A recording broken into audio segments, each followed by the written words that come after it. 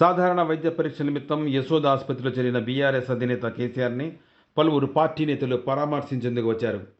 ఈ సందర్భంగా కేసీఆర్ వారితో ఇష్టాగోష్ఠి నిర్వహించారు.